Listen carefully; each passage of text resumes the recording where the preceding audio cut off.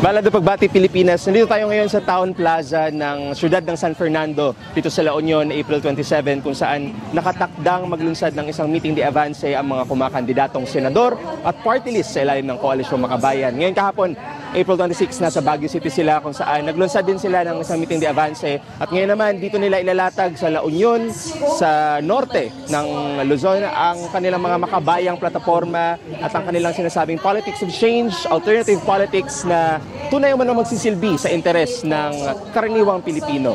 Nandito kami ngayon sa Ilocanja. Malaking tagumpay para sa makabayan. Nandito kami sa Ilocanja na sinasabi nila lugar ng mga Marcos, ng mga dynasties. Pero nandito ang makabayan, pinapakita lang ng taong bayan naman. Tumitingin din sa tunay na interes ng mamamayan. Tumitingin din sa issue na bumabagabag sa mamamayan.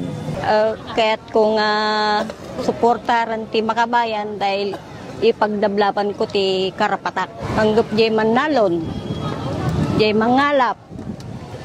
Noon man ti problema ti tao, mabaling nga dumawat kitulong. Isot nam na misar nga makatulong ka na kang. Isumot ti kasla pakakitami ka dagiti nasaya at nga wagas. Mula dito sa Ilocanja, ito si Neil Eco, kasama si Sherwin Rivera ng Northern Dispatch, naghahatid ng Halalan 2025 updates.